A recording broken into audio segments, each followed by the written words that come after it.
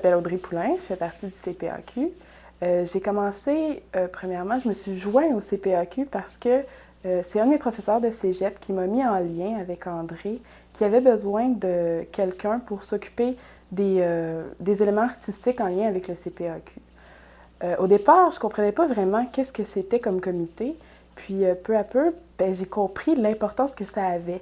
Parce qu'à Valleyfield, on a un gros potentiel de patrimoine architectural, puis personne n'en est vraiment conscient. Tout le monde passe à côté sans vraiment se rendre compte que c'est là, c'est bien présent, puis c'est vraiment important, parce qu'en fait, c'est notre histoire, puis c'est justement ce pourquoi moi je suis contente d'en faire partie, parce que je peux y contribuer un petit peu.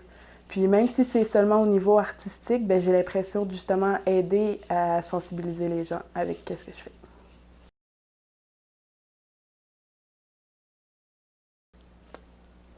Bonjour, mon nom c'est Pierre Spénard.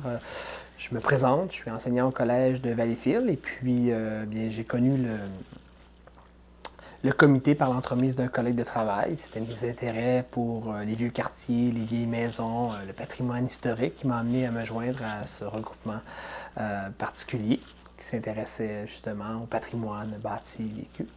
Et la raison aussi pourquoi je me suis impliqué, c'était un peu des formations professionnelles, des implications civiques, communautaires et le plaisir de travailler avec des gens à la préservation d'un certain acquis patrimonial. C'était une nouvelle ville aussi. Je l'avais déjà fait dans d'autres quartiers à Québec.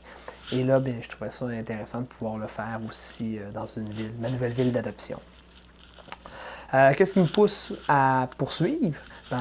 Effectivement, je me suis implanté dans un des vieux quartiers de Valleyfield, donc c'est travailler à la promotion, à la reconnaissance des vieux quartiers et vouloir ainsi préserver le patrimoine de cette ville.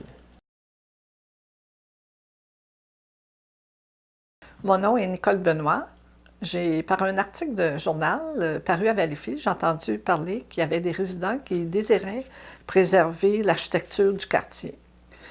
Ayant vécu dans le quartier de l'âge de 3 ans à 18 ans, j'ai été immédiatement intriguée et j'ai contacté Mme Gerson, qui est l'innovatrice du projet, puis immédiatement, elle m'a offert de faire partie du comité. Alors, en faisant partie de ce comité, j'ai fait beaucoup de découvertes. Donc, j'ai appris que, j'ai vécu dans le quartier de l'âge de 3 ans et 18 ans et j'ignorais que j'avais vécu, l'endroit où je vivais, c'était autrefois une île. Nouvelle découverte, je trouve très intéressant l'histoire du quartier. Puis, j'ai décidé de continuer à faire partie du comité. Maintenant, je suis à la retraite et puis c'est vraiment un heureux hasard parce que j'avais toujours eu l'intention de faire des études en histoire et ça répond vraiment à mes attentes. C'est l'histoire vivante. Alors, les cours, je les fais au comité et lorsque je viens à Valleyfield, j'apprends continuellement des nouvelles choses. Je pensais qu'il y avait quelque chose à faire pour préserver la mémoire du quartier. C'est la raison qui m'a amené à cofonder ce comité. Alors, je ne me suis pas présenté, je suis André Barrette. Et j'y suis toujours parce que j'y trouve du plaisir, parce que j'y fais des belles rencontres, parce que je trouve là-dedans à réaliser une partie de mes intérêts qui sont de l'ordre visuel, de l'ordre photographique. Alors, j'ai particulièrement voulu documenter, moi, les éléments visuels qui entourent l'architecture du quartier et son histoire.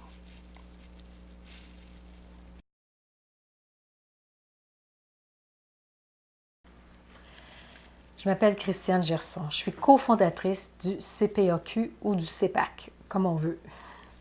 C'est ça, c'est le comité, c'est comme on veut et comme ça vient. Pourquoi? Il y a 3 niveaux.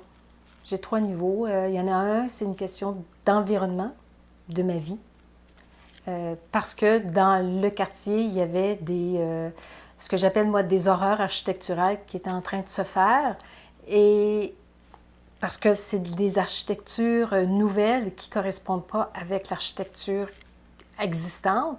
Et l'architecture existante, ça se trouve être les traces d'un vécu des ouvriers qui ont travaillé aux industries qui ont fait que le milieu de Salaberry-du-Valleyfield s'est bien développé.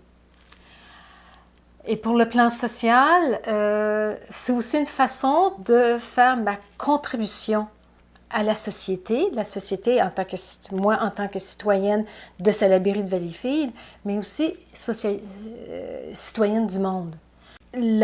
Ma principale motivation, c'est de préserver cette mémoire-là, au nom de ceux qui l'ont fait et aussi au nom des générations suivantes.